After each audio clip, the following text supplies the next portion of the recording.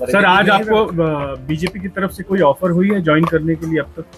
धमकियां बहुत मिली कि बीजेपी में आ जाओ, अच्छा रहेगा तुम्हारे लिए, तुम्हारे परिवार के लिए। तो मुझे तो मतलब बहुत शर्म आती है कि इतने बड़े प्रधानमंत्री, इतने बड़े अमित शाह, उनके पोते की उम्र का मैं हूँ, उनके पोते की उम्र के बच्चों को इस तरह की धमकियां देते हैं।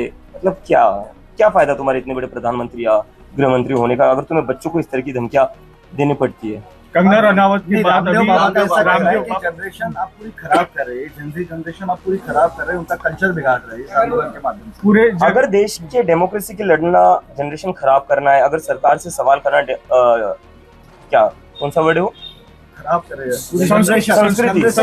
संस्कृति अगर डेमोक्रेसी के लिए लड़ना संस्कृति खराब करना है, अगर सरकार से सवाल करना संस्कृति को खराब करना है, अगर अपने फ्यूचर के लिए लड़ना संस्कृति को खराब करना है, और अगर अपनी पढ़ाई के लिए लड़ना संस्कृति को खराब करना है, तो हम संस्कृति खराब कर रहे हैं। और मैं कहना चाहूंगा बाबा रामदेव जी से कि सर, पतंजलि के जो फॉल्टी प्रोडक्ट्स बन रहे हैं ना, वो जो खराब हो रहे हैं, पहले उस पर ध्यान दीजिए। उस पर तो सुप्रीम कोर्ट भी बोल रही है उनको बैन कर दो। वो जो आपकी खराब प्रोडक्ट्स है, पहले उस पर ध्यान दीजिए आप।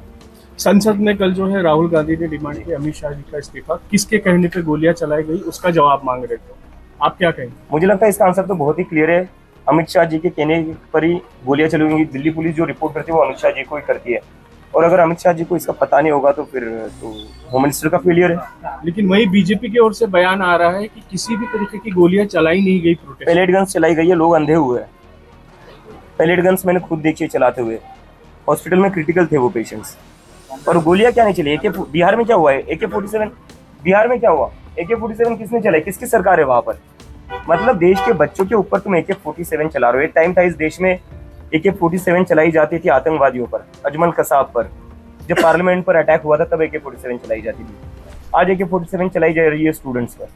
क्या आने वाले दिनों में अगर विपक्ष कोई अगर बड़ा मुद्दा लेता है सरकार के खिलाफ, तो क्या कॉकरोच जनता पार्टी उसमें सहभाग लेंगे, उन्हें सपोर्ट करेंगी? मुझे लगता है अभी सिर्फ विपक्ष ने, इस पूरे देश को एक साथ आने की जरूरत है। इस देश में जो लोकतंत्र है, जो चीजें चल रही है, अभी भी क्या हुआ, हमारा प्रोटेस्ट खत्म होकर कुछ दिन ही हुए, सरकार ने आश्वासन दिया था कि किसी भी स्टूडेंट्स को तंग नहीं करेंगे, लेकिन फिर भी स्टूडेंट्स के घर जाकर उनको धमका रहे हैं, उनको डिटेन कर रहे हैं, उनको अरेस्ट की धमकियां दे रही है। एक तरीके से लोगों की आवाज दबाने की जो कोशिश की जा रही है, उससे तो एक चीज साफ पता चलती है, ये सरकार डेमोक्रेसी में बिलीव नहीं करती है, लोकतंत्र में बिलीव नहीं करती है। इस सरकार की वजह से इस देश का डेमोक्रेसी और लोकतंत्र कमजोर हो चुका है। लोकतंत्र को बचाने के लिए, संविधान को बचाने के लिए सिर्फ विपक्ष नहीं, सभी लोगों को एक साथ आना पड़ेगा, और हम सब एक साथ आएंगे। विदेशी फंडिंग आपको हो रहा है, किया जा रहा है फंडिंग। मुझे लगता है अगर हमें विदेशी फंडिंग मिल रही है या हमें विदेश से कंट्रोल किया जा रहा है, तो ये तो अमित शाह जी का फेलियर है। फिर अमित शाह जी को भी रिजाइन देना चाहिए। इतने बड़े चाणक्य के होने के बावजूद विदेश से फंडिंग कैसे आ रही है, विदेश से कैसे कंट्रोल हो रहा है? सर, शिक्षा मंत्री पर प्रियंका गांधी ने जो बयान दिया उसके ऊपर आप क्या कहेंगे? बयान क्या था, मैंने सुना? उन्होंने कहा था कि प्रियंका गांधी ने कहा कि ये भी वैसे जिसको हटाया गया बस उनकी रिप्लिका है। हाँ, मतलब अब देखो बीजेपी में क्या है, उनके पास लोग भी तो नहीं है। अभी मैंने देखा वो शिक्षा मंत्री का कोई वीडियो वायरल हो रहा है, जहाँ पर वो जो गुजरात में बिल्किस बानो का रेप हुआ था, उसके रेपिस्ट का स्वागत कर रहे थे। तो ये पार्टी बस गुंडों और बलात्कारियों का स्वागत करने में ही इनका वही काम है। इस देश में कहीं पर भी बलात्कार होता है, बीजेपी के लोग पहुंच जाते हैं हारमाला लेकर कि भाई बहुत अच्छा काम किया तुमने, आओ तुम्हारा स्वागत करते हैं। कुलदीप सेंगर तो इनकी ही पार्टी का है।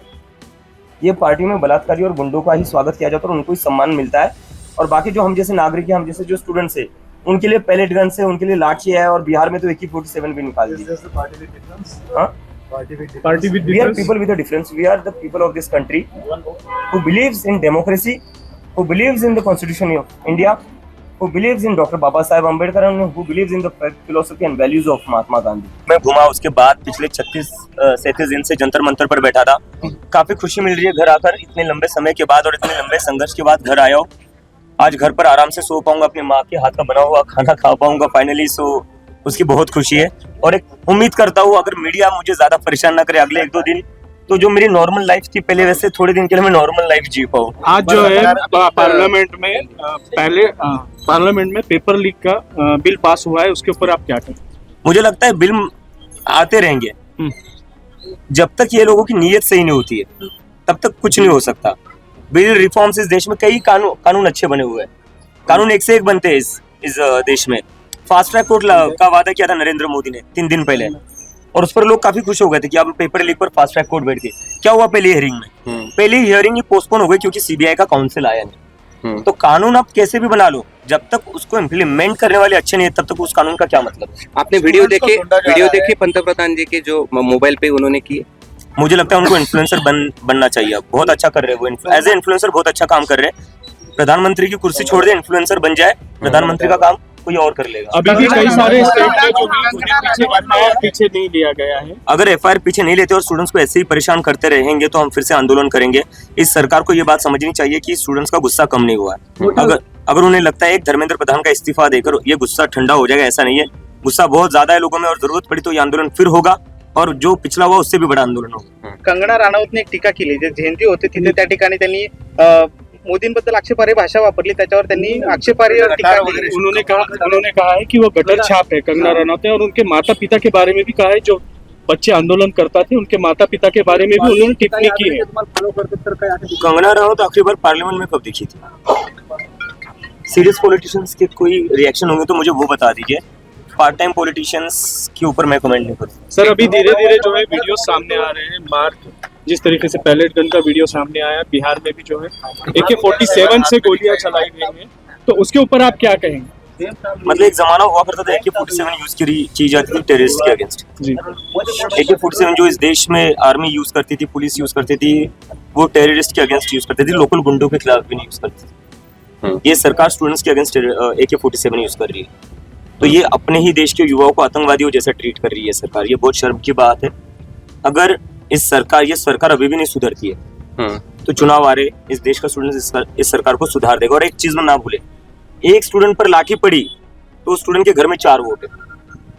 नरेंद्र मोदी बस वोट की भाषा समझते हैं, अमित शाह बस वोट की भाषा समझते हैं, तो उनके वोट की भाषा से मैं समझाना चाहता हूँ।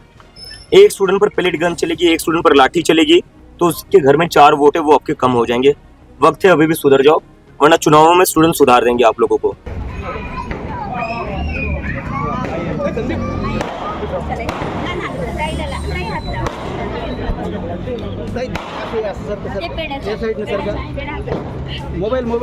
मोबाईल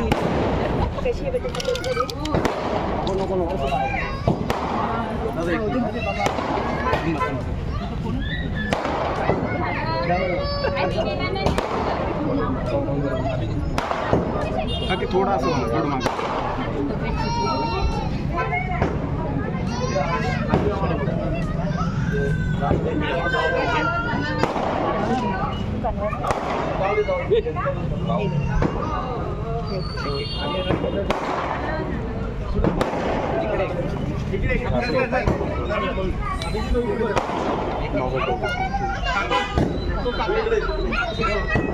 तुम्ही थोडं मागावा ना, या साइड नहीं, इकड नहीं आम तुम्ही, इकड नहीं, या साइड नहीं थोडं या नाही